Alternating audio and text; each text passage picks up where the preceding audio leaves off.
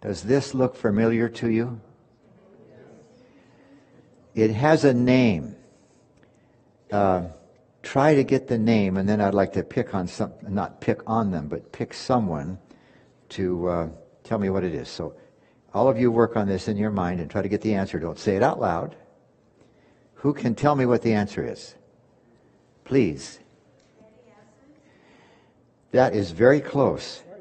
She said fatty acids, and he said triglyceride, because there's 3 legs, which are the fatty acids. And what's at the top?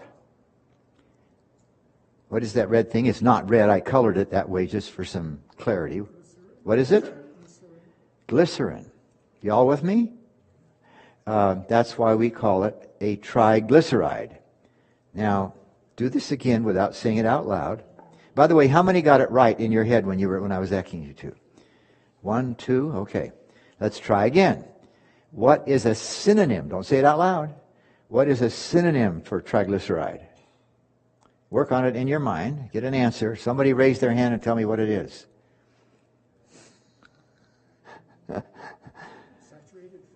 Well, he got partly correct. The synonym is the word fat, F-A-T. Now, the fat can be saturated or unsaturated, but the synonym is the word fat. Are y'all with me? Please talk to me. Shame on you for not remembering. Isn't that something that the average American should know? Triglyceride and fat, those are synonyms. All right. Now, if the legs are bent, and sometimes fat comes with a bent, or all 3 legs usually bent. What does that mean? We have a word that characterizes that. He said it. I was going to have all of you work on it first. Mono, unsaturated, because there's one, say it for me, one bend. Is this all so new tonight that you don't remember from the other night? What's that? Oh, why sure, it's been 2 days. If I forget stuff, I can understand that. Are you with me, though? Does it sound familiar? Yeah. And the reason it's unsaturated is there's some hydrogen missing. Are you with me? Some of you are looking around and talking. It's called, it's unsaturated because there's missing what? Hydrogen atoms, if you will. All the way down the chain, there's hydrogens hooked to what? Carbon. Right? Have you ever heard of hydrocarbon? Gasoline is a hydrocarbon. How long is the chain when you buy gasoline? Octane. How long? 8 carbons with hydrogens hooked to all of them. The carbon doesn't give you any energy. It's burning the hydrogen that gives you energy. And when you burn hydrogen, that's oxygen that you burn it. What comes out the tailpipe of the car? H2O, water, and some pollutants, of course. All right. Now, what I'm driving at is I want to make a connection with where we ran out of time before we start cancer. These 2 funny words, cis and trans. Now the people use trans for various things. It's especially today in the news. But have you ever heard of a trans fat? Say yes, please. What do you know about trans fats? They're bad. What you've never heard is another word that scientists use to describe the shape of these legs, and that's cis. They're Latin words which describe the position of the hydrogen atom at the bend. Are there hydrogens hooked all the way down the chain? Say yes, right? So where it bends, something funny happens. And if a certain thing happens, it's a trans fat, which is what? Bad. And or it could be a cis fatty acid, and it's not bad. And it has to do with where the hydrogen atom is. And just for fun, I have a hard time remembering stuff just like you. Cis means same side. So in my mind, I think cis, same. You got it? And trans means the t'other side. Got it? So here's a drawing from a chemistry book.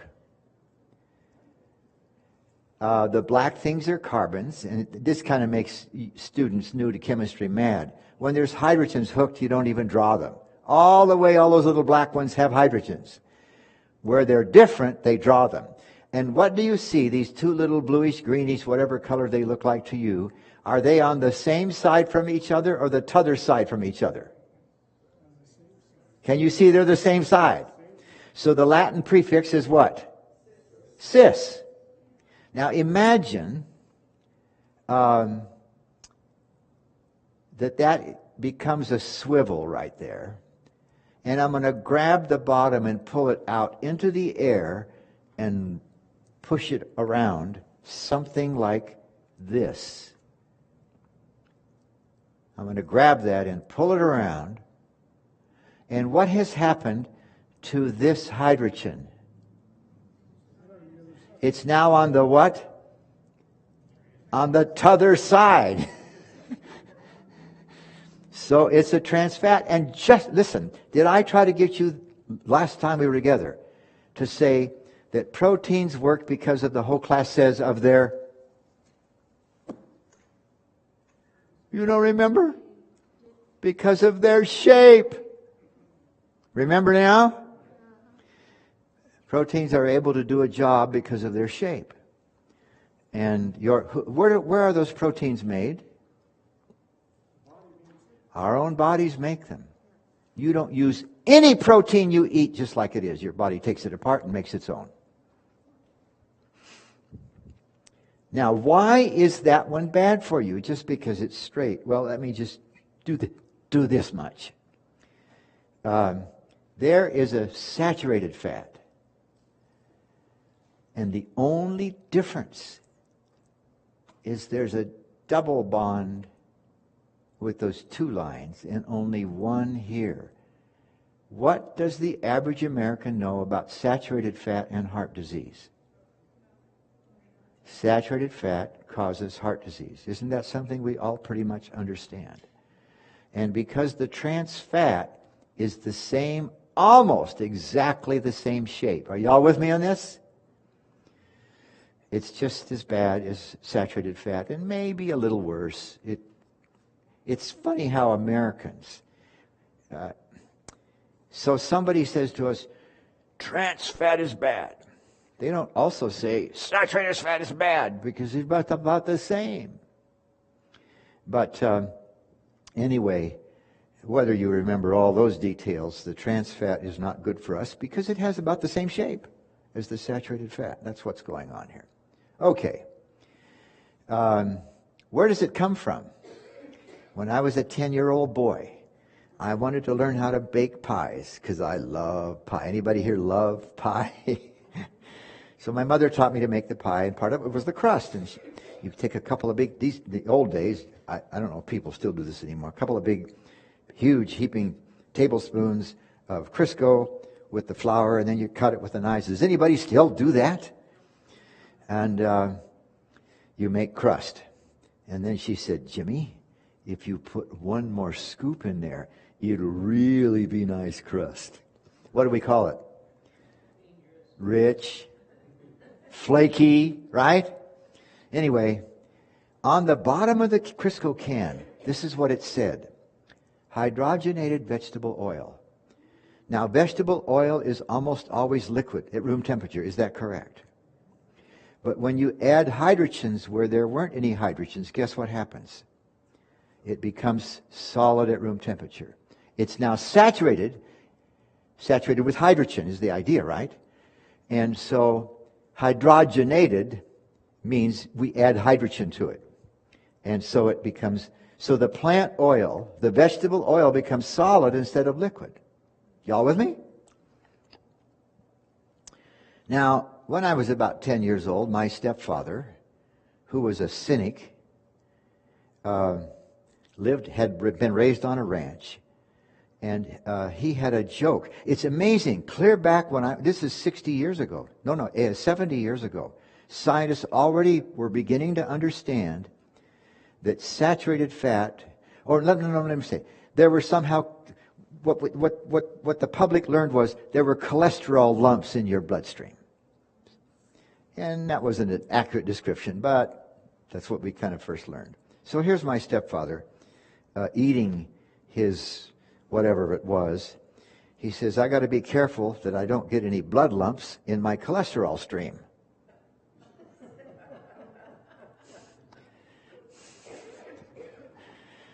Anyway, it was about that time, about when I was 10 years old, that scientists began to realize that these saturated fats were causing heart disease.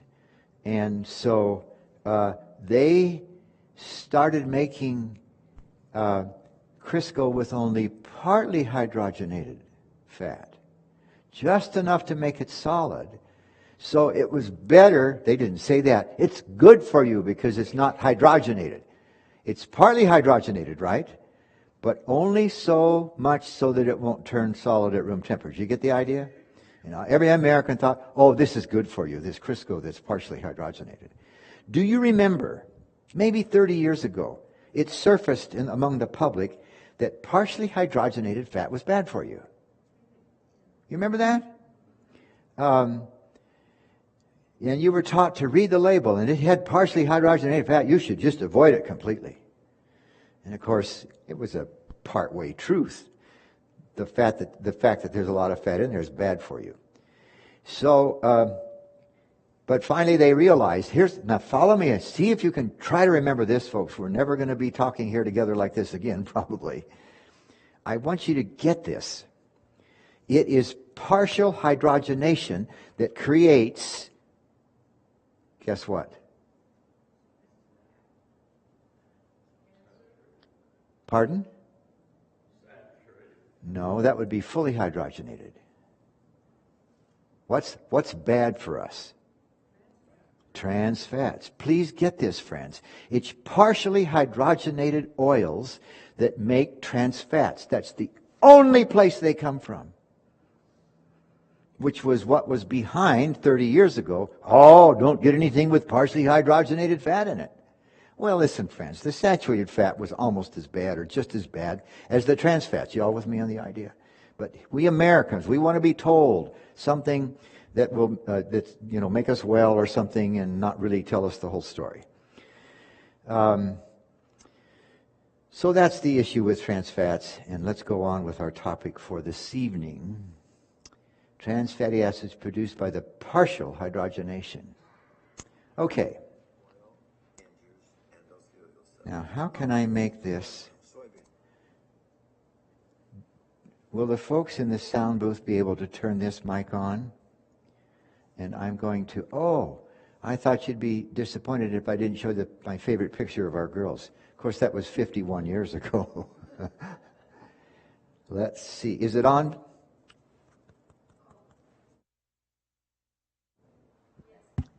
Testing, 1, 2, 3, 4. Turn it up until it almost squeals, because I'm going to try to make the audio from my little speaker play here. Endothelial cells. Olive oil. Got it. Hang on now. Let's go back to the beginning. This is Caldwell Esselstyn, the author of the book, How to Reverse Heart Disease. This guy's respected the world over for his opinions, so listen carefully.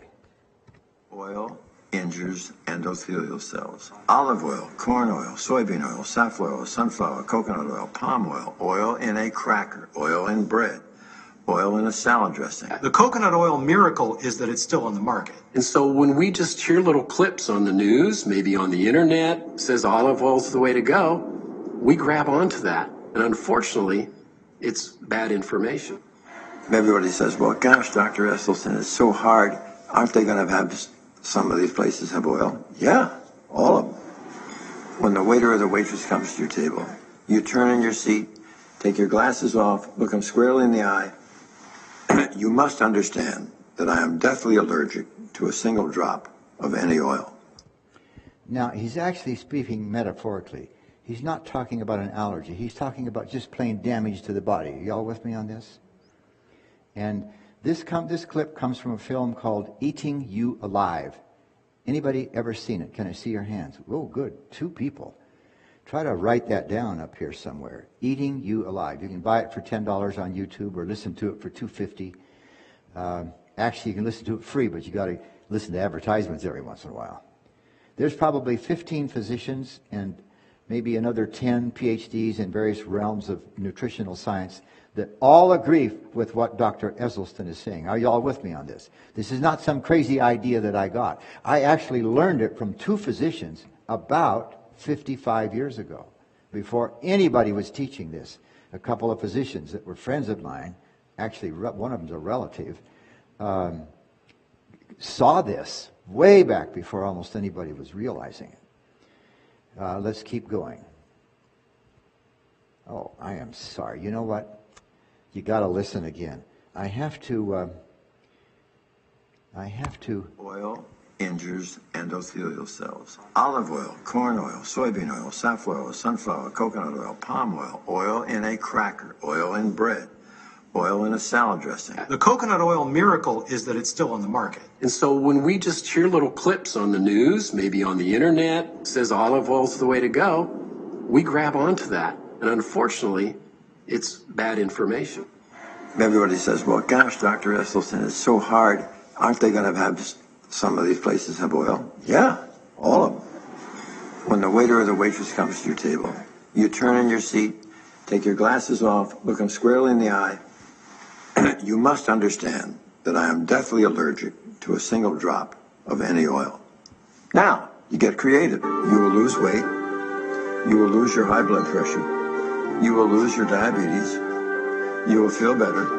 You will lose your risk for stroke. You will lose your risk for dementia. So there are side effects.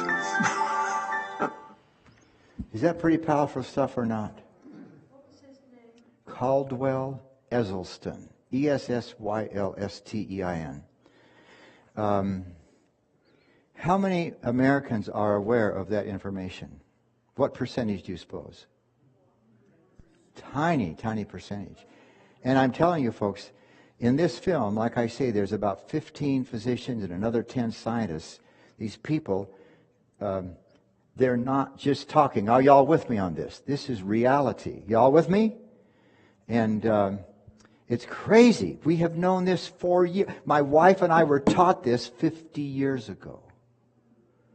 Now, the physicians that taught us were asked to go to Weimar and lecture to their physicians. That's when they first learned it. Same docs that taught Neva and me. It's amazing how uninformed we Americans are. Oh, looking at my own screen instead of the one up there. All right. Now, cancer. We have known for 35 years what I'm showing you on the screen. This is a cancer cell, of course, magnified, probably 20,000 times. And 20,000 times when it's a little picture in the book, and another 100 times or more to be that. And here is a killer T cell. You've probably heard of this. How many of you have ever heard something, a killer T cell? Let me see your hands. Well, good, almost everybody.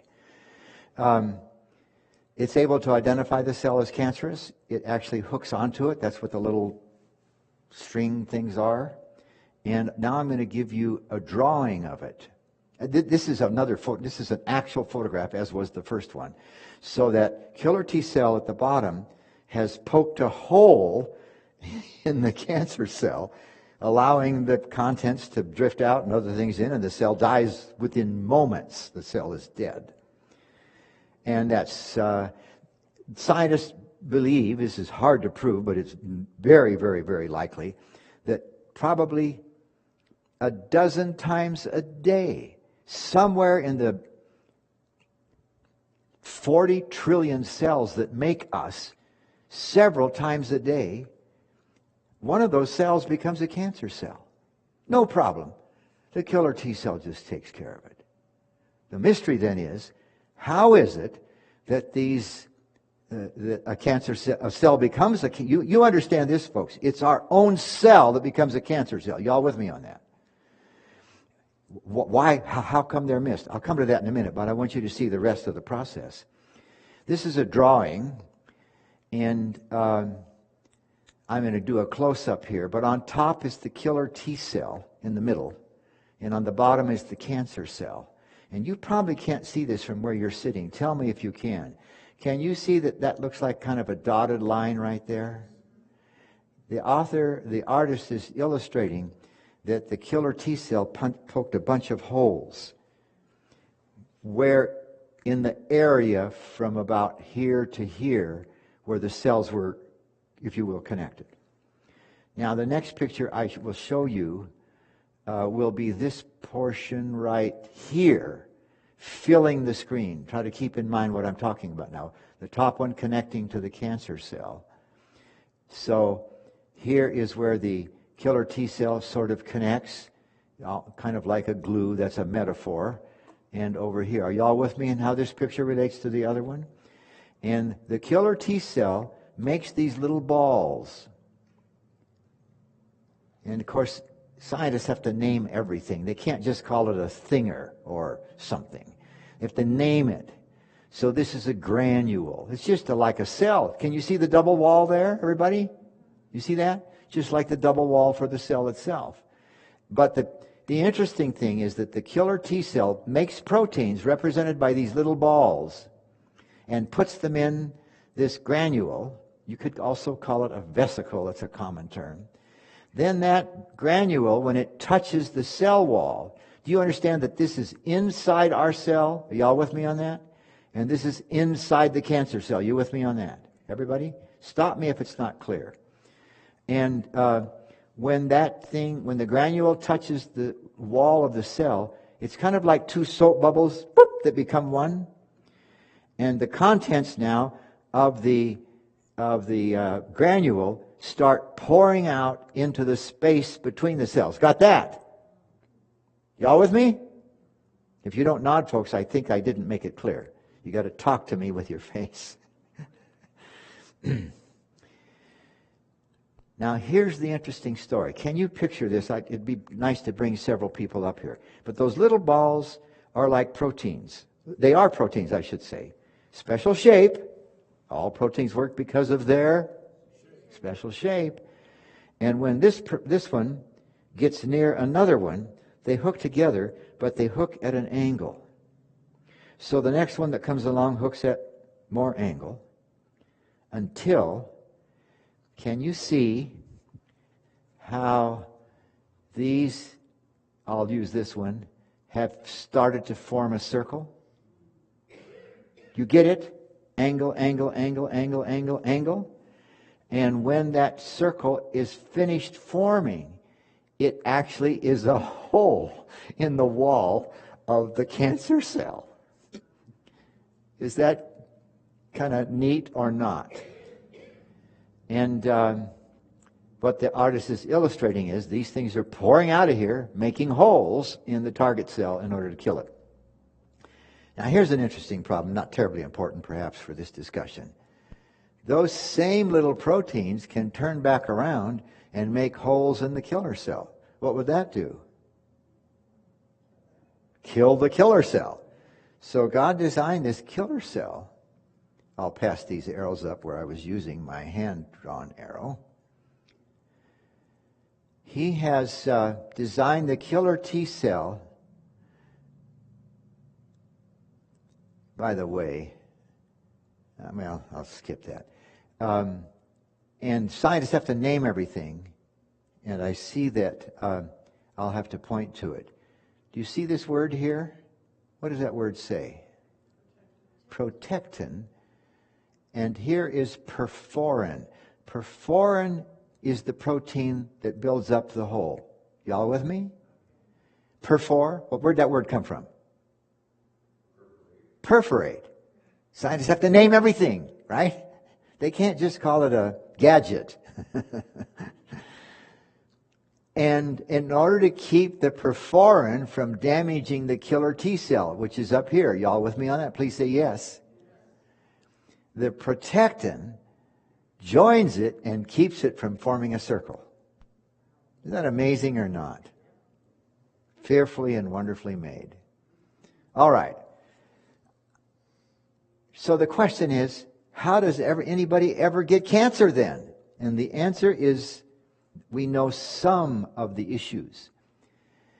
This is way too complex except for a biology class that's been running for about half a year. But the idea is here, this is the normal process for the killer T cell. There it is. It can now kill cancers. But there are various, and they're just listing a few of the things we know.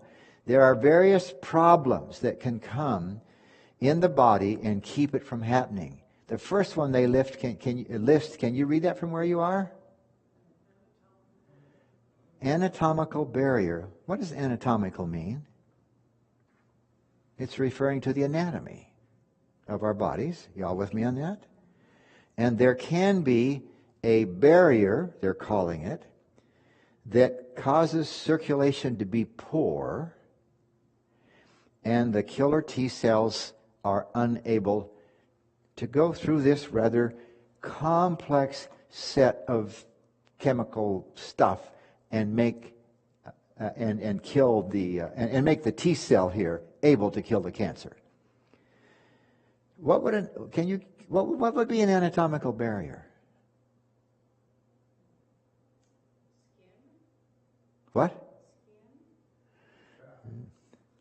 Did you hear what he said? Fat. When you and I have too many pounds, does that affect our circulation? And the more extra pounds we have, the more profound the effect. The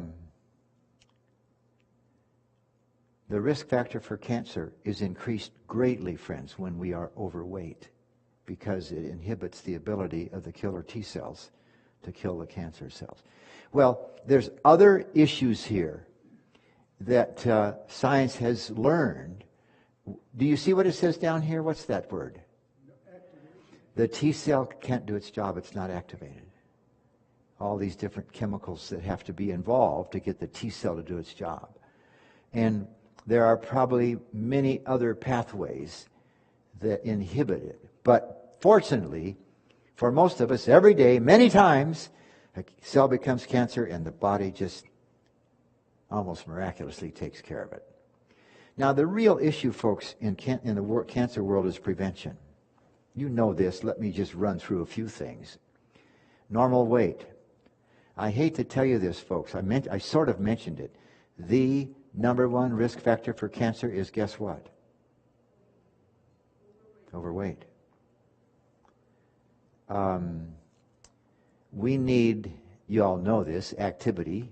What would off the top of your head be helpful with activity in terms of what we've just been talking about? Better circulation. Did you know? I'll use the legs for an example. And let me ask you this. On the arterial side, your blood pressure is maybe 120/80, right? You understand that? I'm sure you know that eventually, after enough branches, the blood is now flowing through capillaries that are so tiny that the red blood cell cannot move through it without folding in half. You all I mentioned that. And so what do you think and so those capillaries nourish a bunch of cells and they come back together and form a vessel. What do we call it?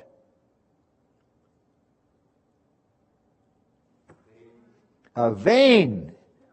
Right? Okay. And what do you think the blood pressure is like in the vein? What is the venous blood pressure in comparison to the arterial blood pressure? What do you think? He's going like this. He's right. By a factor of 10. The blood pressure on the venous side is only 1/10 the blood pressure on the arterial side, which means that the blood can't get from the bottom of your feet much farther than about that up your leg. Y'all with me? Because there's not enough pressure. Now, why didn't the rest of you also say pressure? Now that he said it, are you with me on it? The pressure is too low. So listen, every drop of blood, there's one tiny exception, that comes back to your heart went through capillaries and then veins, right? So how does it get there? There are little one-way valves. I have a friend who's a peripheral vascular surgeon. We went to college together. We flew airplanes together, and on and on and on. He said, Jim, every vein in the whole body has little one-way valves. So when you squeeze the vein, the blood can only do what? One direction, right? Every time you take a step, 2 ounces of blood squirts out of your vena cava. Out of the veins in the leg. There's two main veins in the leg. 2 ounces of blood every step. Every time you move, every time you flex, any movement at all squeezes veins and pumps the blood back to the heart. This is why activity has so many benefits. All right. Smoking, you all know about that. You probably have been reading lately that vaping is showing plenty of problems as well. Now, here's a really big one. You all know this, I think. When I was a young teacher, the number one killer of black men, now that I've got it on the screen, what do you think was what? Colon cancer. Number 2 killer of white men, colon cancer. We can prevent over 95% of colon cancers, you all know this sort of, by doing colonoscopies. And you know the rules. Nothing's set in cement in this world like that. But if there's no cancer in your family, close or distant family, you can wait till you're 50 to start getting colonoscopies. But if there's a little cancer here and there, colon cancer, then you should start when you're 45. You all know those rules. I won't ask you to raise your hands if you're following the rules or not. But that's the suggested. And it's amazing, friends. That is all of this reduction in risk has happened because of colonoscopies. Now, if the first time you have a colonoscopy and they find no polyps, they draw them like a little toadstool. They don't mostly look like toadstools, but that's what they draw them. The doctor is very likely going to say to you, you don't need to come back for 10 years. But that decision is also going to, that counsel is also going to be based on a pathologist looking at the cells in that polyp to see if they're progressing toward cancer. And these men and women are wonderful at their craft. I have several friends who are gastroenterologists, and I have such respect for them, for their work and their training.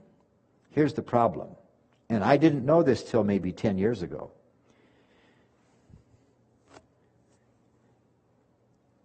Even the best clinician misses about 1 out of 10 polyps.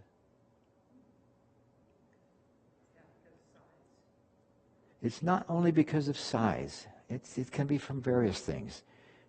In fact, listen to this interesting story.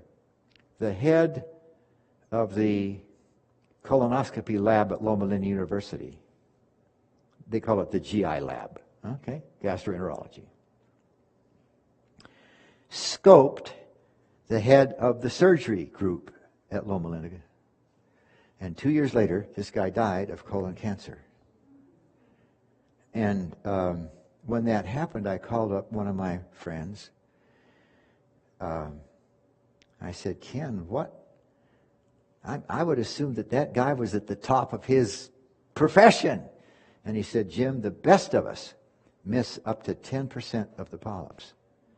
Maybe because it's behind a little bump, or maybe, have you ever heard them say that the colon has to be properly prepared, which means very empty? We all know about that. But they miss them. But by and large, this is why we have been able to reduce deaths from colon cancer so wonderfully drastically. A whole plant regimen. Now this may blow your mind, especially what? Doesn't every American know that soy is bad for you? Please say yes. Don't people know? Haven't they been taught that? Right?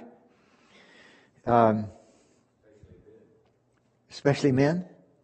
I don't know that I've heard that, but that may be out there. I'm going to read to you an article after I go through this list, but let me just explain what's going on using one example.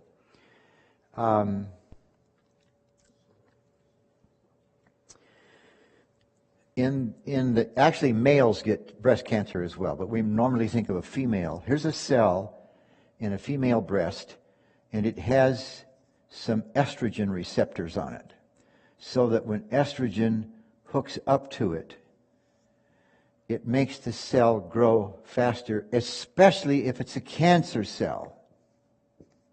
Are you all with me on that? Doesn't every woman know that the earlier she started cycling and the longer the cycling lasts, the greater her risk of female organ cancers, right? Isn't that correct? Don't you gals all know that? You didn't know that. Yeah. It's because these estrogen receptors are designed to connect to estrogen and make the cell multiply, or help it grow faster than it normally would have.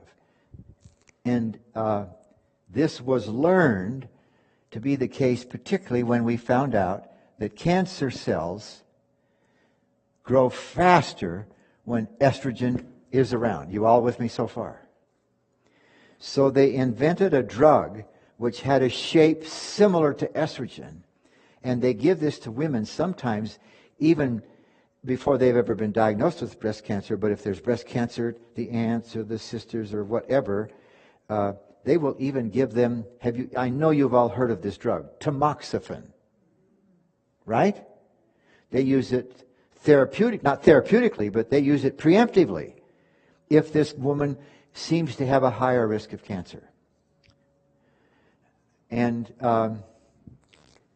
it's just maddening to me somehow how some of these things happen that I'm about to describe. I had breast cancer 34 years ago, and they gave me as one of the treatment tamoxifen. Yeah, which is, by the way, every drug we use is a poison, and you probably know that tamoxifen has some pretty serious side effects, but if we think we can slow the growth of the cancer, it does not cure the cancer. Are y'all with me on that? It slows the growth. In other words, by the tamoxifen occupying this instead of the estrogen. Got it? Okay. Now, I started to say, it's sometimes maddening how some idea gets traction. Somebody somewhere got the idea that because plants have, we call them phyto, that means plants, sterols. I'm sorry for the big word. The word we use for lay people is plant estrogens. It's a simplification that is not completely correct. But because plants have, it turns out, the plant sterols are not exactly like estrogen, but they are estrogen-like compounds. Would that make some sense to you? A little bit like it. Somebody said, that means that we should be careful about eating plants that have lots of sterols. And the one that came up was soy. And so soy got a bad name without anybody even bothering to do some science on the question. Y'all with me on this? And it happens. Well, I'll tell you what. There's a man in the world, Mark Messina, Messina. He is the world's authority on soy. He's written at least 4 or 5 books on soy. I've known him for a long, long time. And whenever I have a question in the soy realm, if I'm not real sure of the answer or would like some additional information, I call him up. We've been friends for a long time. We got to know him, by the way. He started coming to our restaurant in Seattle. I say our restaurant. It belonged to the Seventh-day Adventist Church, but my wife and I are the ones that actually did it. And I called him up, and I said, "What's going on?" He said, "Well, I think it's false information, Jim. I'll send you a paper with a bunch of references." And he did, and I have that in my drawer somewhere. I looked up a number of them, all showing from actual studies that this was not the case. But is there still a huge cross-section of Americans that believe it is? It's amazing, folks. It's just,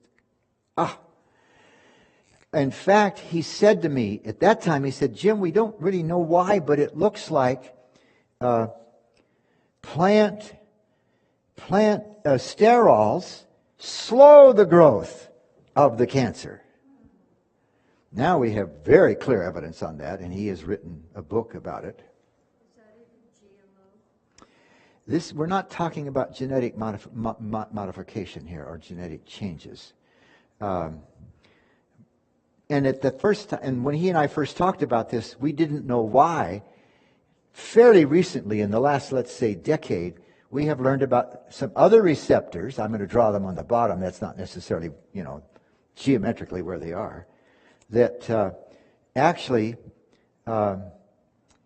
listen to this, when estrogen from plants connect with it, they make the cancer grow slower. So, from soy, particularly from soy. So the public has been totally not only misinformed, but informed in a way that harms them, because the soy actually, and I'll read this to you in a few minutes from an article, very, very fascinating stuff. All right. This is amazing, friends. Even one drink increases our risk for cancer. And every drink after it increases the risk more and more. What a blessing that Seventh-day Adventists have been taught. What have we been taught about alcohol? Don't do it. Diabetes, even pre-diabetes, irrespective of obesity, is a risk factor for cancer. Late menarche. This is a very interesting one to me. I'm going to take a few minutes to explain to you. I learned this to begin with from, let me try to say his name, one of my professors in graduate school in nutrition. I'll come up with it in a minute.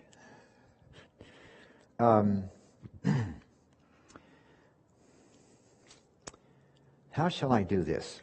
Let me give you a basic couple of statements.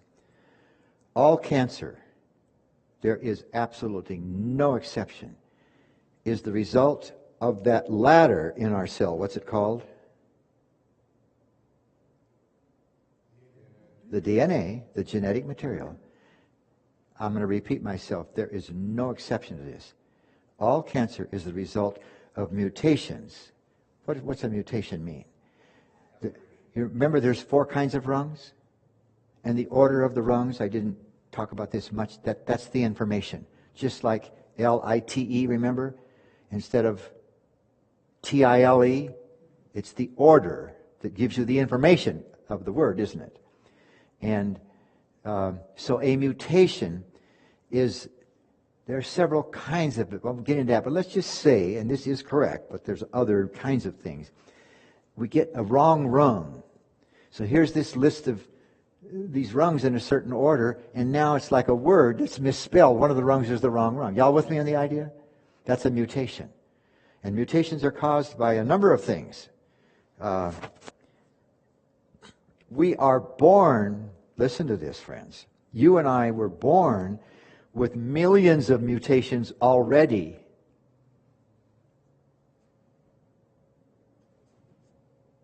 Did you know that?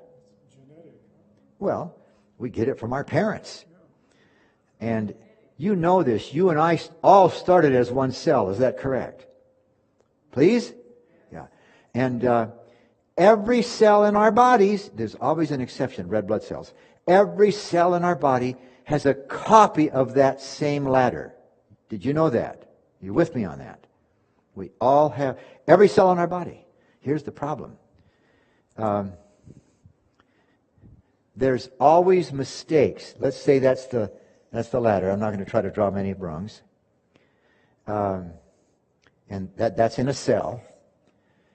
And when this cell copies itself, there's always, I'm sorry to say, here's the next ladder in the next cell. There's always some of the rungs that are wrong rungs. In fact, we know approximately how many. It's quite a few.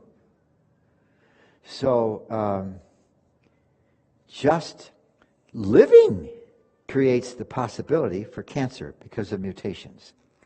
Well, here's an interesting story. Let's take, again, the female breast, and here's about 10 or 15 or so, we call them lobules, and they all make milk, and they come together in one pipe, if you will, to deliver milk. And I'm going to draw cells. You can't see the ones that are right behind me, so I'm going to move as far as I can. I'm going to draw cells, because isn't that pipe made of cells? Say yes. And here's the interesting thing. Once a young girl starts menstruating, once she starts cycling, all of these cells before each cycle die and replace themselves. And what happens to the DNA in the copy? It's going to have, what's the word? Mutations. And the number is quite considerable. So, listen to this. I think this is the figure, I'm almost certain of it. 95% of breast cancer is ductal cancer. And we think it's because the lining, if I pictured adequately, the inner lining or the inner tube of this duct is completely new cells every month, every 28 days. And because of that, the likelihood of cancer increases. Now, I think some of you ladies must know this, but it used to be in this country, if you go back about 150 years, the age of menarche, when a young girl starts cycling, was about 16, 17, 18 years. Do you know what it is today in the U.S.? It depends on whose research you read. About 11.2 years is kind of an average of the research. So I learned all of this way back in graduate school, most of it. I mean, some of it comes later, but and Neva became pregnant with our first daughter. And as she was growing up, the topic comes up once in a while. And instead of starting cycling at 11 years of age, she was 16. How many cycles did she miss? Say it's a month instead of 28 days. How many cycles did she miss by menarche being 16 instead of 11? A lot. Somebody had the answer. 12 times 5.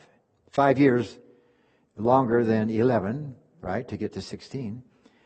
Her risk, friends, of breast cancer is way, way less because of her plant-based regimen. Y'all with me on this? It's known the world over in research that people who eat plants, they mature more slowly. And there's, that has its benefits. I'd like to go on and on that, but the point is that late menarche. What's the deal with breastfeeding?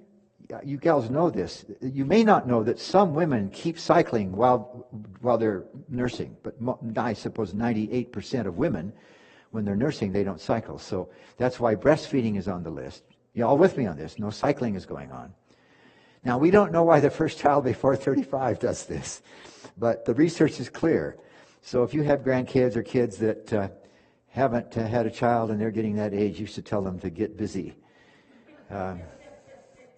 Virginity and monogamy. I don't think Neva would mind me telling you that she and I were chaste until we were married, and we have been faithful to each other for 57 years.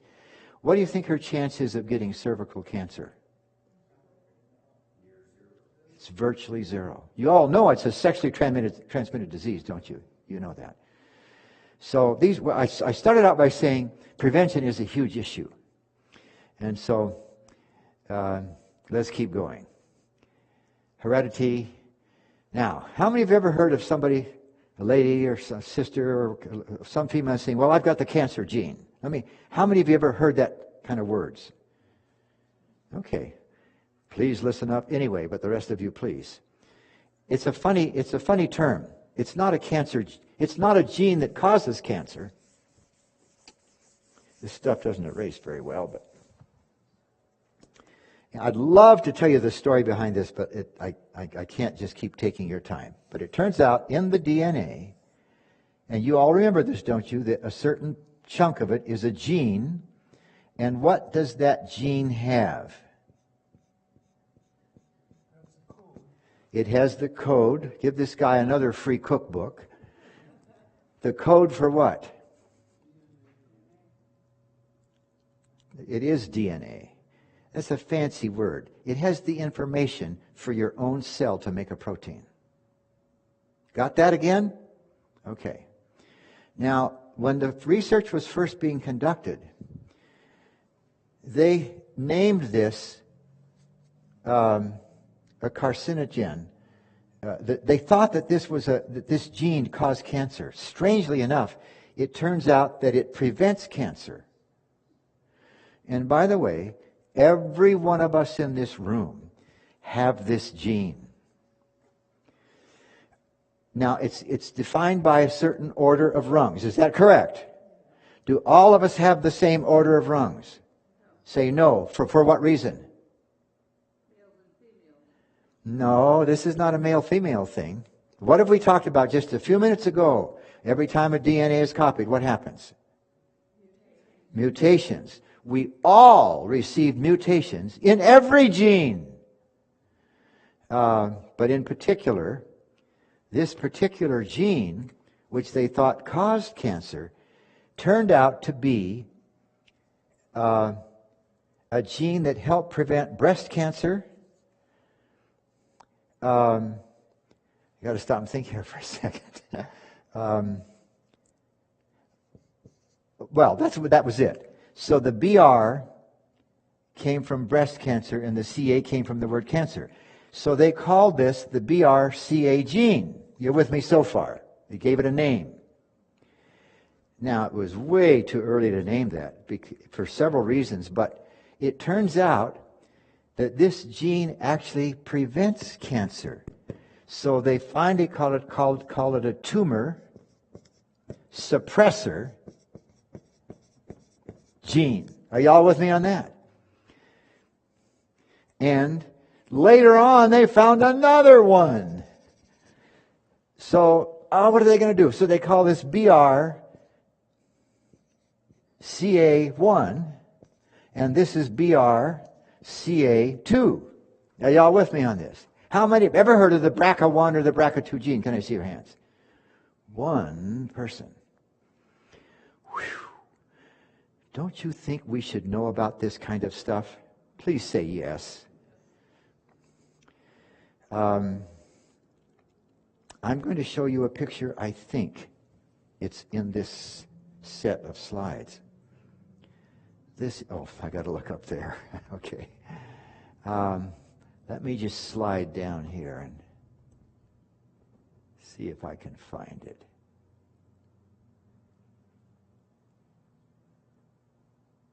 It's too bad. There it is. Let me make it play. This is a protein. I think it's 1,800 amino acids.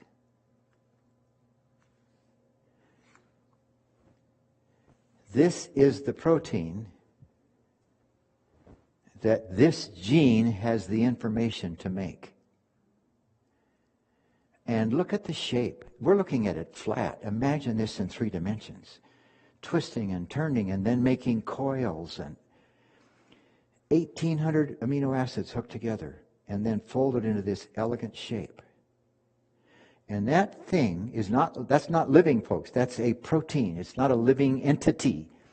But it actually has the ability to fasten itself to the DNA and wiggle along, travel along, and fix the mistakes.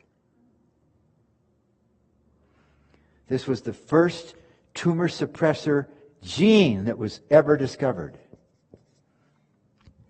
And I'm telling you, folks, if there was ever, everywhere you turn, we were designed by an infinite creator, weren't we? It's just astonishing. Now, you might get to heaven someday and you're in biology class and raise your hand and say, "Sir, why did you ever make a tumor suppressor gene to begin with if the body was perfect?" Is that a reasonable question? Well, I'm not sure what the answer is. I could take a stab, but that doesn't matter. Now, that gene, that protein constructed from this information is able to do its work because of its, everybody, shape. You just change one amino acid. There's 20 different amino acids our bodies use. You go in that whole string of 1,800 amino acids and change one amino acid to a different one, and it won't work because the has changed. Now, it might work a little bit, but you get a few more changes, and pretty soon it can't prevent breast cancer. And it is mutations. It is mutations in that gene that make it unable to repair the DNA sufficiently. So the public, and I shouldn't complain about this, but I have this picture in my mind that people ought to know stuff. And somebody says, "I have the cancer gene." What they don't know that they mean is, you understand, folks, we all have the BRCA1 and the BRCA2 gene. You understand that? And all of us have some mutations. What some woman means when she says, "I have the cancer gene," is that she's been told, and we have studied this enough now, we know if certain of these rungs have been changed to something else, we know what percentage of breast cancer risk increases from that. Y'all with me on this? Haven't you heard of this kind of thing? Where particularly women, because of breast cancer, end up going to see a gene counselor. And if they have, in fact, let me get this story in my head. It was, I'm not a moviegoer. I never heard of this person before. Angelina Jolie. And most of you probably haven't either. But when she was younger, she's fairly still young, I think, but she found out that she had some mutations in the BRCA1 gene that put her at pretty high risk. So she elected to have surgery. You remember that maybe, because she was at such a high risk because of the BRCA1 and BRCA2. Y'all with me on this idea? Isn't this interesting stuff? Now, we have found well over 20 tumor suppressor genes, and there's probably more. And guess what? Proper lifestyle even affects, even if we got some from our parents, proper lifestyle is a really helpful issue in these cases. All right. Oh, I forgot. I got to look up there. That's right. So, I got to go back to where I was. Where's the slider? I want to read to you. You can see we're never going to get through this tonight, so we have to just do what we can. I think this is where the text is. I'm going to do one other thing before that. I'd like to impress you more than I probably can with Dr. Harding and his training. He was a medical doctor practicing not far from Loma Linda. When somebody in the department died, they called him up. He was in his first year of practicing medicine, and asked him if he would come and teach. And he agreed to do that. He resigned from his place with those physicians and started teaching. He loved it so much that he spent the rest of his life teaching. And so they sent him to Harvard to get a PhD in nutrition. Then he sent him to Stanford to get a PhD in pharmacology. And then he went out and got a Doctor of Health Science degree. And I had the privilege of sitting at this man's feet in my graduate work in nutrition. Wonderful, wonderful. I'd love to tell you stories about him for half an hour. Can I tell you one? His son and I became good friends, and one day we were attending a church not far from Spokane, a big church. And his son, Fred, got up and gave a little health talk between the sermon and between the end of the Sabbath school and the sermon. We were sitting there waiting, Neve and I, and all of a sudden there was somebody tapping on my shoulder, and I turned around and it was Fred. It was a big church. There must have been 600-700 people there. And he had seen me sitting out there, and after he was done with his talk, he came around and talked. And it was the bit between the services, and we chatted for a little bit, and I said, by the way, how's your dad? It's his father that I'm talking about here, right? My professor. Oh, he's doing pretty well. He was already in his 90s. And I said, and he said, he's here today. Oh, I said, I want to talk to him. He said, over there. He's in the back row. And I walked around over there and got in the pew and slid over, and I got up close enough to talk to him, and everybody was talking, you know how it is between the services. And I said, Dr. Harding, you won't remember, but I just want you to know how blessed I was to be in your classes a number of times, actually, through those years in graduate school. And, he said, aren't you the folks that had the restaurant in Seattle? No, he didn't say, aren't you? He says, well, yeah, you had the restaurant in Seattle. I had forgotten that he had been there a couple of times to eat Neva's food. Anyway, just a precious fellow. And to sit at his feet, folks, with all his background, it was just phenomenal. So that's my story. Let's keep going here. One day he put this diagram on the board, and I wanted to impress you with his credentials. You might just be willing to believe him anyway, but I hope that given his credentials, you'll really believe what he's showing us here. On the bottom, across the bottom, is the years of living from birth to death. And on this axis, we like to call it, on this line, is measured how much protein a person is getting on the average. This would be none, and this would be more and more and more and more. Y'all with me on this graph? Then he put these two horizontal lines on there. I'm sorry, before he did that, these slanting lines represented what you see. Puberty, childbearing years for females, menopause for females, and death. And then he put these horizontal lines across there, showing that a high protein intake meant early maturation. Y'all with me on this? You're not nodding. Do you know what I'm talking about? Rephrase it in another way to me. What does this represent? Early what?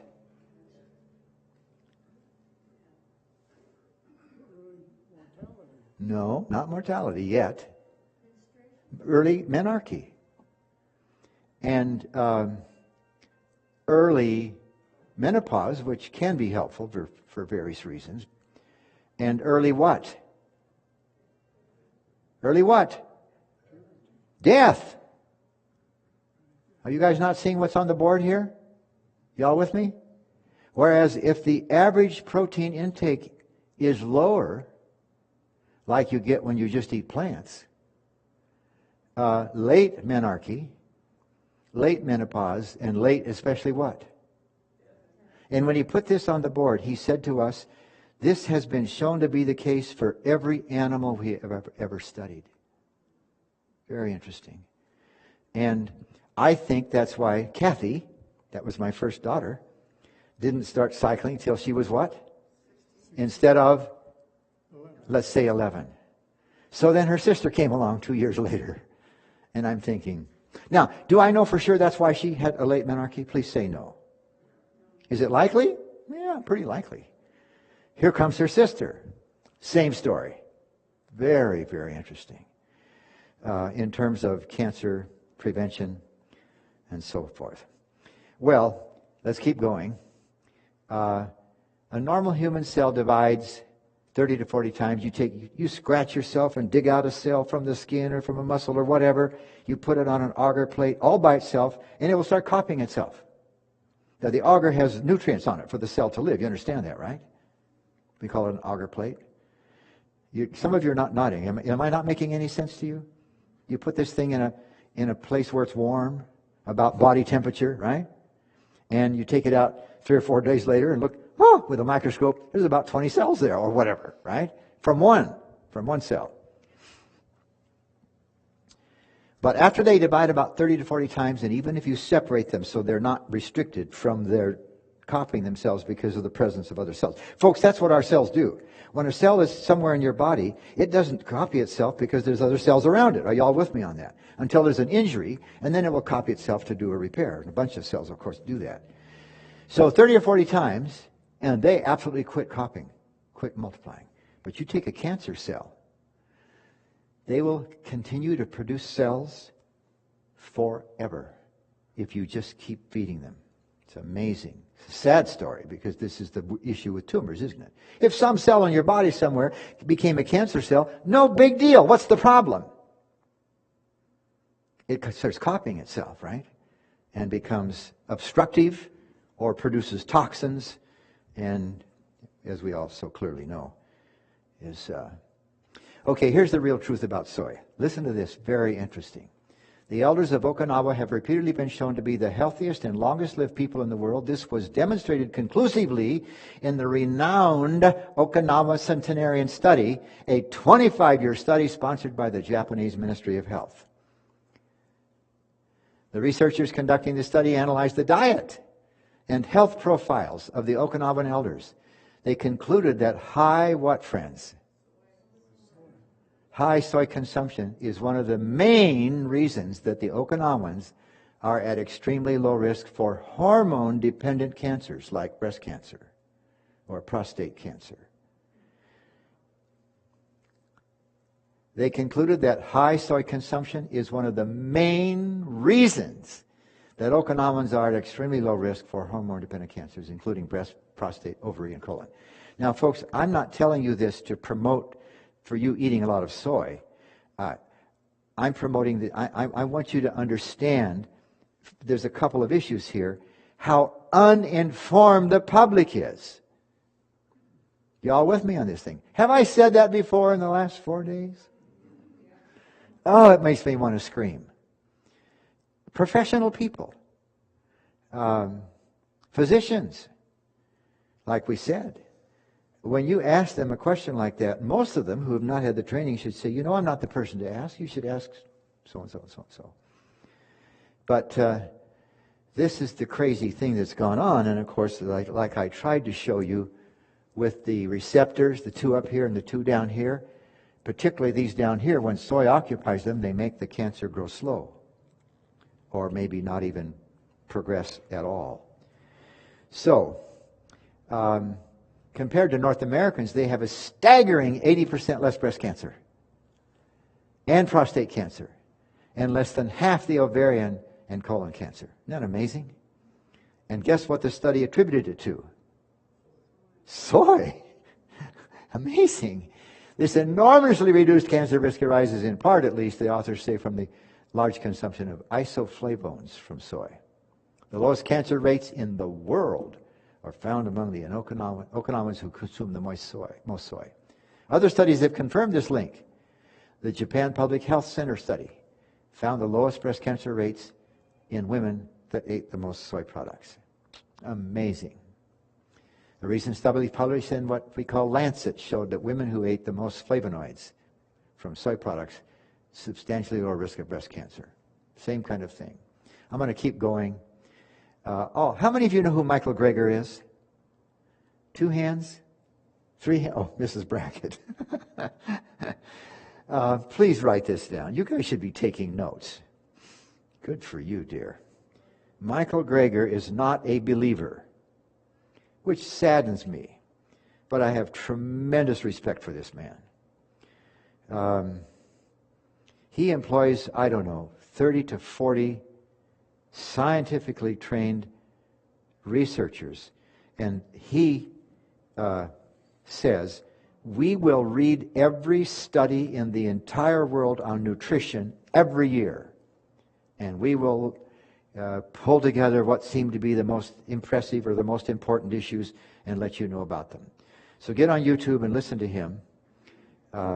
I didn't remember him saying this. I've had many people, when I have extended times with them, ask about microwaves. And most of what Americans have been taught and learned about microwaves is false. And Greger summed it up by saying this. These aren't the exact words, but here was the idea. The only thing you have to worry about microwaves is if it slid off the bench and hit your toe. In other words, what's he saying about microwaves? They're safe. I'd love to take an hour to tell you why, but I know you wouldn't stay, so I'm going to go on.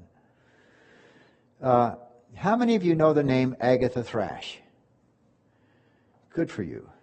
The rest of you that didn't, she was the director of a Weimar-style program. Most of you know about Weimar.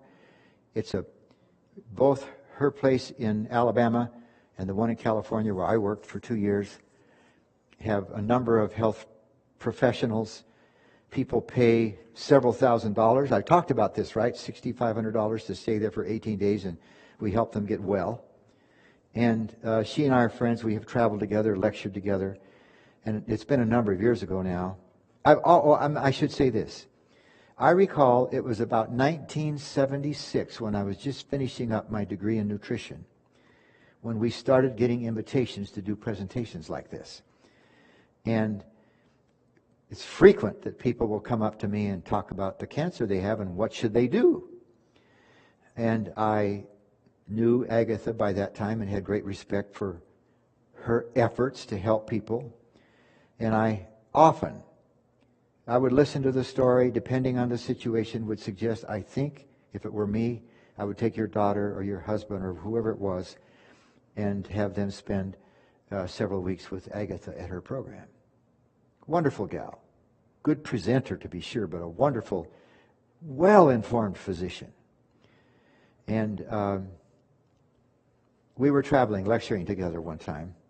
And her husband, I knew I had known this before, had gotten cancer and had died. And it had been about a year, and I said, I suppose, Agatha, would it be all right if we talked about Calvin a little bit? Oh, she said, sure. Tell me what you did. She said, we did everything we knew. I started asking her, what about this? What about that? And I think if this is the place where I have some of them listed. Why is this thing blinking on and off now? Is that my fault? Okay. But it stays on most of the time. I said, do you use juicing? Oh, sure. Do you use raw foods? Oh, sure. These are things that people commonly have heard are good for you, see, if you have cancer. What about fasting? Oh, yes. Fever treatments. Do you know what that means? You put them in a bath and raise their temperature to about 105 degrees because it's believed, and it's probably the case, that cancer cells survive less easily at high temperatures than the rest of our body does. Now, for the sake of the brain, of course, you actually put something quite cold on their head. Even though the hot blood is going up there, you can keep the brain tissue pretty well under control. And yes, she said we use fever treatments. Did you use hyperbaric? Do you know what that means? You put you in an enclosure where they increase the pressure, maybe 2 atmospheres, or even a little higher, so that the oxygen concentration, if you will, is higher, and it's believed that that might help, control cancer. Go ahead. Did you have a comment? Okay. Yeah. And I'll take a moment here. Did you use supplements? Yeah, it's common in the lifestyle programs to use CoQ10 and some other things that we think are going to help. Turmeric, you've all heard of that it's probably helpful. She finally said something to me, folks, that is heartbreaking. Have you ever heard of resveratrol? Something found in lots of plants, but especially in higher concentration in red grapes. And she finally said to me, Jim, we just don't have the answer. And we still don't. We do the best we can, of course, as you know, with chemotherapy, with radiation. You know this about me. I had prostate cancer. I had surgery 23 years ago. How long did they tell me I had to live? 5 years. The average white American, black a little less, has 5 years after the surgery removes the cancer. And did they get all my cancer out? Yes, they got the tumor. But long before that, friends, cells were leaving and doing what? Making other tumors. And here I am, folks, 23 years downstream. I told you this. And this one urologist that I'm seeing these days, I just have respect for this man that I can hardly describe. It is such a treat to just be with him and just talk and ask questions. It's just fabulous, this man's skill and knowledge. And he says, Jim, you're never going to die from prostate cancer. Amazing, wouldn't you say? Now, almost every cancer we have studied on a whole plant regimen, friends, grows much slower or even stops growing. I'll show you one study. I got to quit, I know that. I just want to keep going so bad. This Newsweek was 2010. What's that thing down the middle? You probably know that ladder's actually twisted in opposite directions, don't you? And the reason that grandma looks a lot like granddaughter, you all know that, right? That whole magazine was just on DNA and all of that stuff. But probably none of you had the chance to read that. I'm going to pass up some stuff here. Excuse me. I just drew something to help understand the idea that that's a gene. Y'all with me on that? A piece of the DNA is the gene. It's the order of the rungs. And there's the oncogene that we were talking about, the cancer gene and so forth. I'm going to pass these up, and because of time, it's a little tricky to do from a distance, but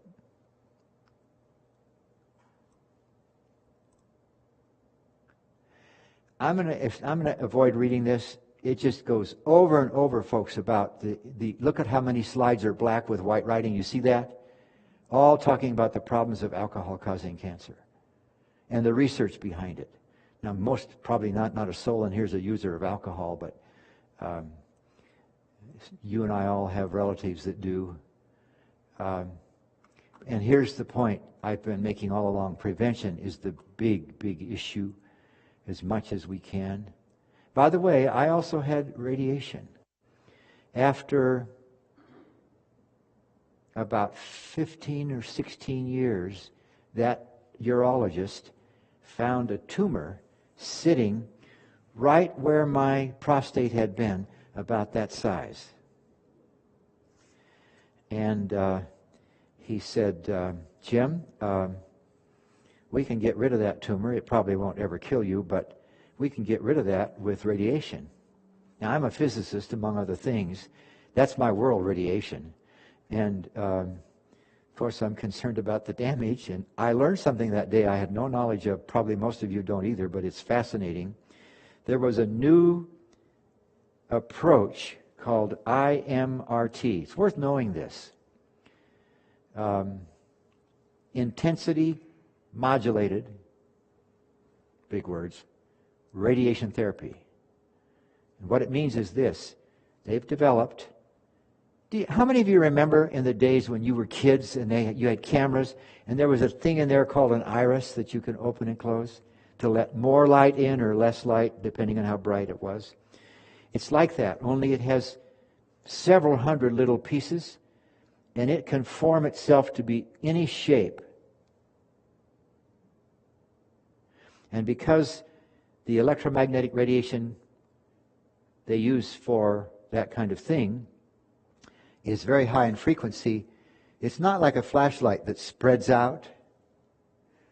The frequency is so high, it just goes in perfectly straight lines. Does that make sense, what I'm trying to describe? So if you make a beam have this shape here, it'll have that same shape there. Got it? And what they do, they did an MRI on me, and they made a computer image of the tumor. Was it a ball? say no. In other words, no matter what direction you looked at it, it would have a different shape. Right? Makes sense? So this machine, now that it has the computer image, and they put little tattoo marks on you and lay you on this table, and they take an x-ray, unfortunately, and get you positioned within less than a millimeter of where you need to be. So the computer knows where the tumor is. Are you all with me? And then that thing, it's a big gantry, it's just a word that means it goes all around you, and it shoots you from many different directions. Why? But every time it gets to a different direction, it changes shape. Why? The beam changes shape. Why? Because the tumor is not a ball, right? And the computer has in its head the exact geometric shape of the tumor. So no matter where they shoot it from, the beam is confined to the shape of the tumor. Got it?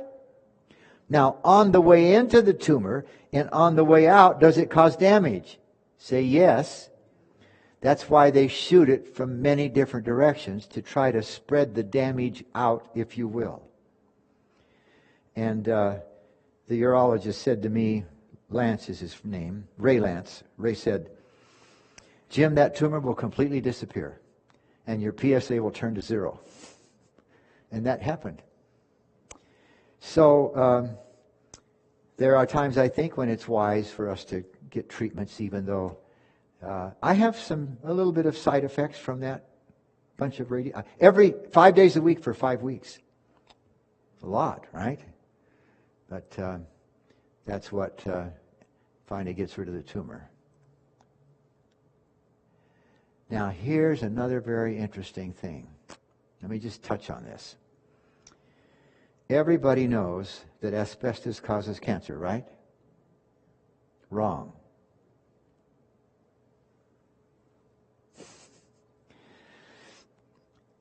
This is the case for every cancer we have known about. There is something that we have named, a class of chemicals that we have named growth promoters, without which the tumor will not grow, or will grow very, very slow. Y'all with me? And one of the great hopes for cancer is, if we can identify growth promoters and somehow eliminate those. I don't mind if I have prostate cancer that doesn't grow until someday I die from something else. Are y'all with me on that?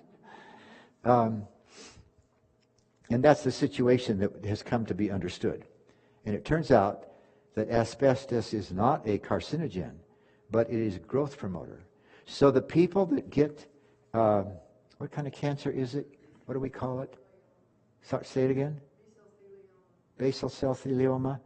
There's another name. But anyway, this cancer of the lining around the lungs that people die from is not caused by asbestos. That cancer occurs for various reasons that we've talked about, mutations and so forth. But asbestos is a growth promoter. And you know this, folks. These guys have been smokers, or these women have been smokers. And now they get exposed to asbestos and are diagnosed with cancer, and they're told that the asbestos caused asbestos. Are you all with me? That's not the case. And of course, it's one of the very good reasons that we no longer put asbestos in anything that's a building material, and so on and so forth. So one of the great hopes, folks, for cancer is to get rid of growth promoters. And the most effective thing we know, besides seeing something like alcohol or something, is a whole plant regimen. Y'all with me?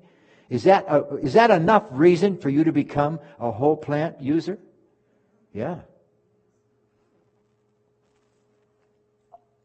Question? Comment? When you keep saying whole plant, I'm thinking, without your That's okay. anything the good Lord makes, whether it be in the ground, in the tree, etc., is a whole plant. Is that true? Sure. The reason we say whole plant instead of vegan, which is pretty popular. People say vegan or vegetarian. You can be a junk food vegan. Yeah, after all, potato chips and French fries are vegan. Are they not? And all the oils are vegan. The plant oils, are they not?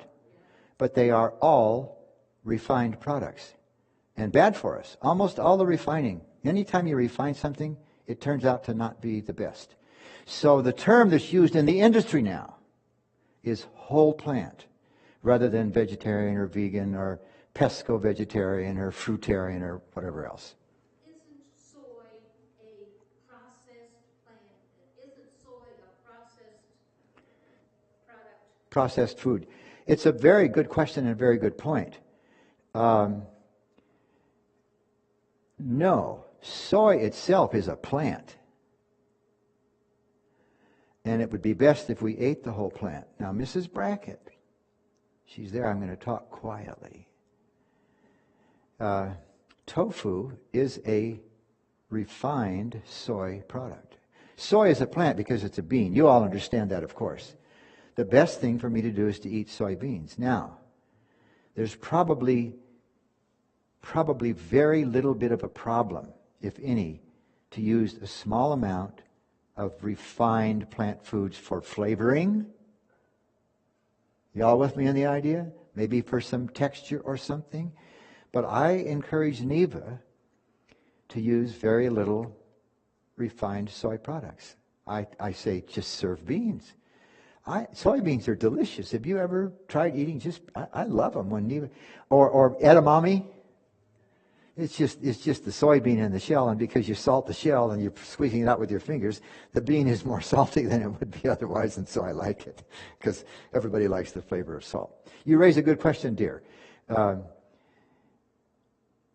It depends on what we do with the plant. There are some parts of the plant that it's pretty clear were not intended for us to eat, like the orange peel, etc. But any part of the plant that we decide to use, that we can use whole, is probably the best. But for the sake of helping people, folks, decide to be interested, if we can make something that's a partly processed plant product, at least it doesn't put in the things that shouldn't be there. Y'all with me on the idea? But it's a good point you raise. But I think we need to learn to be patient with people. Y'all with me on that? And especially kind, right? Because wouldn't you agree with me that we're talking about a transition and not a sudden change, which is pretty hard to make? Well, I got to quit. I just got to quit, even though I can't stand not to quit. But there's so many interesting things here that I'd love to tell you about.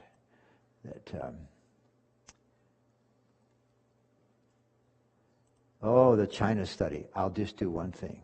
I promise I'm going to quit after the China study. You're laughing. You don't think I'm going to quit. Oh, I wish I could find the slide. I can't. I'm too far away from it.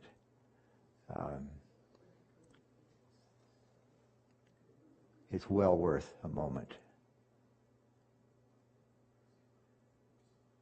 I'll just tell you. What they found in the China study, comparing people that lived in the country off their gardens and people that lived in the city, this is a simplification, but it's exactly correct, on junk food, some of the cancers were 50, 60, 70 times more likely to occur in these people than in those people. Some of them above 100 times more likely to occur. An amazing story of whole plant regimen in terms of the cancer world. I said I was going to quit. Even if you ask me not to, I'm done. Let's pray. Father, we thank you for your marvelous creative hand. And we want to honor that, Lord, by taking care of our bodies and blessing others. Give us wisdom and skill and patience in helping others begin to understand, and perhaps because of our Christ-filled hearts, metaphor for the way we treat people, they will be inclined to follow a plan that would be so much better for them. I thank you in Jesus' name. Amen. Sweetheart, come quickly and show them the pictures you were going to show them, right? Now, I may have to unplug this to find it, because, you know, I don't have my screen. Let's see, it was a... no, it's a... Oh, that's right, you have to go to Facebook. We're going to go to Neva's Facebook page. Why don't you all write this down, because we're just going to show it to you for a moment. And what was it? Neva's... No, Facebook first of all, right? Right, dear? Yeah. And then... you guys can't see this. Let me...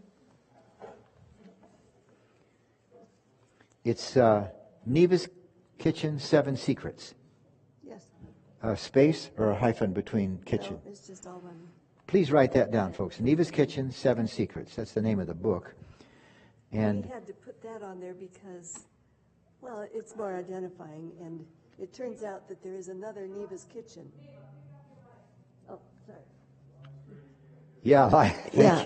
Thank you all. There is another Neva's Kitchen. It's not me, it's another Neva. So in Facebook. And she does catering, and there's things like crab salad and stuff that, you know, anyway, So a lot different. Neva's Kitchen, space 7. Am I spelling it right, dear? Can you look up there if I made a mistake? Oh, I don't see anything. Isn't it up on the screen? Well, it's too low. Oh, it's too from far here. away. Hopefully I didn't make mistakes while I Anyway, was typing we all know down. how to spell 7, I think. And is that it? I think so. Yes. And you wanted them to see which recipe. There's about 20 of them on here, friends, so it Yeah, might be and helpful to you. I'm sorry, I really haven't been real faithful about posting. I wish I had done more because I often think of it, take some pictures, and then I don't get them posted. Does that look familiar to you? What is that? That's the tortilla I was chips. asking them. I'm sorry, dear. Well, you can't tell looking at that little picture very well, but I did it in the microwave on Okay, a this is turntable. This is the one you're going to get tonight, peanut butter cookies, right, dear? Yes. So we'll start there and go from picture to picture, right? Right, but let me do it and start at the first.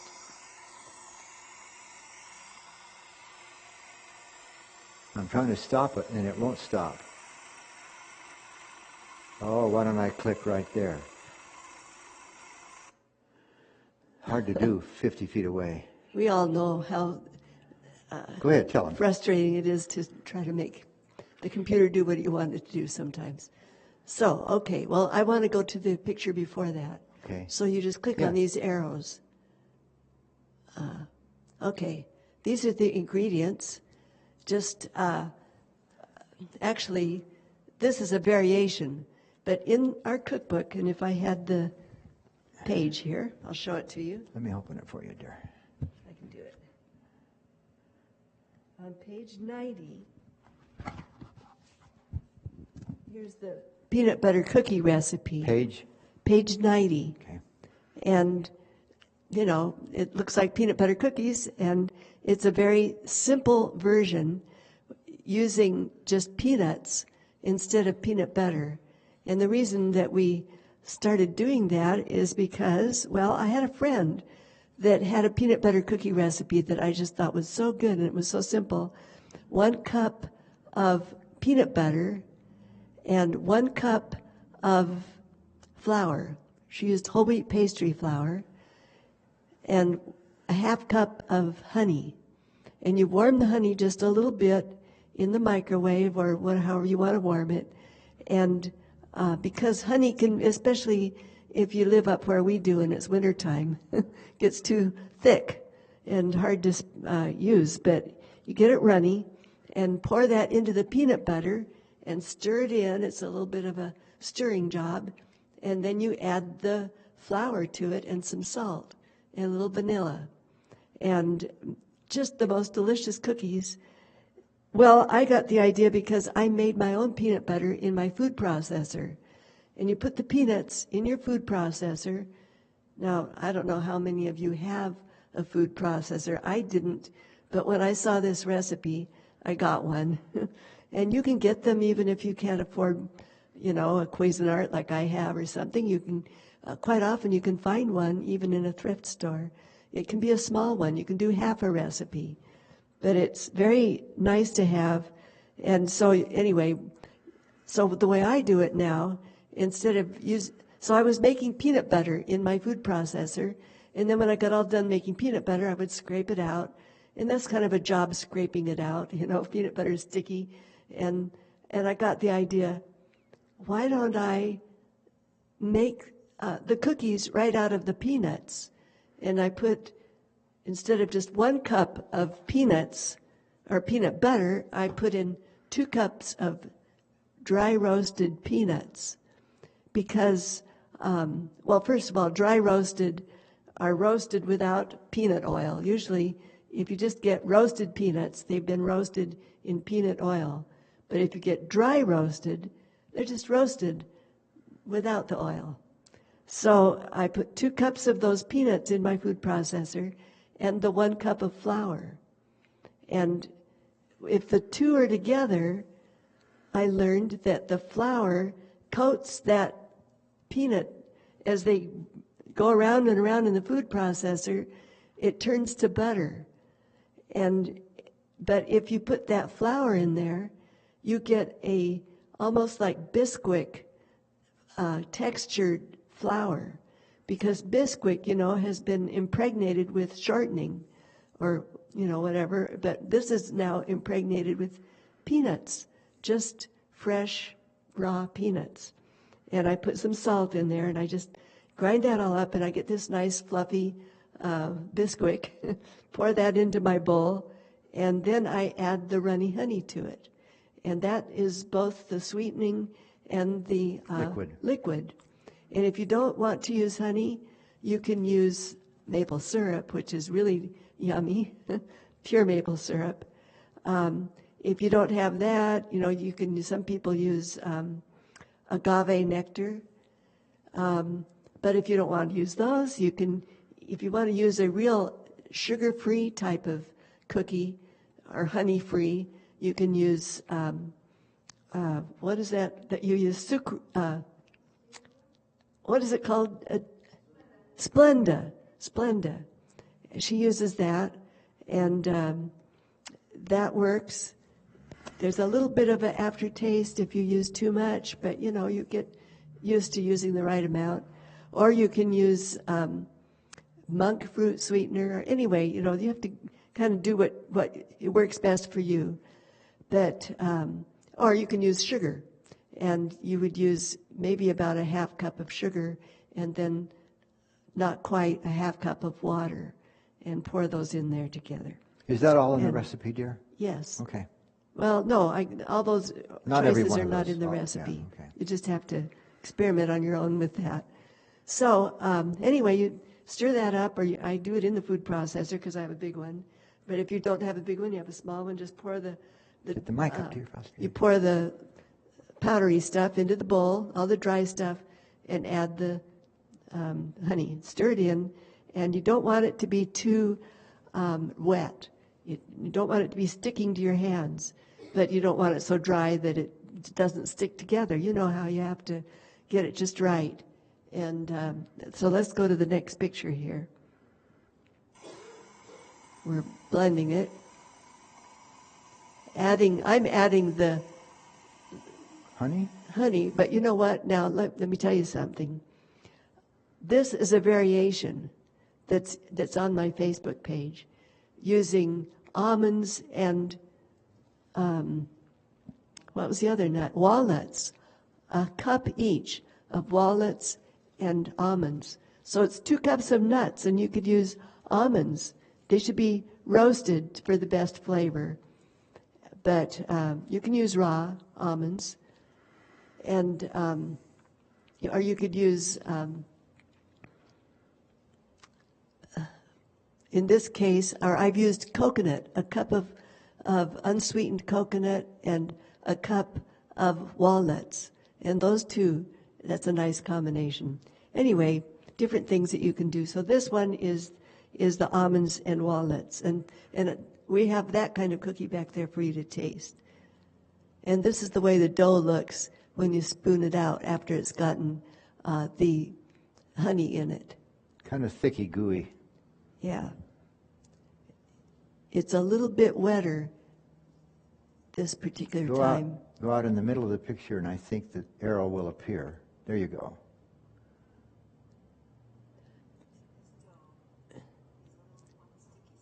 Tell him. So what I do is I have this ball of dough, I cut it in half, cut it in quarters, and each quarter I cut into 3 pieces. Is that right? Yeah. And you get 24. Anyway, I end up with 24. So I think I didn't say that quite right. Anyway, yeah. So I take each little piece of dough and roll it up into a ball and put it on, in this case, I've got it on a pizza pan because I'm doing this in my trailer that has a little oven, a little pizza oven. And I make it on these 2 pizza pans. Anyway, and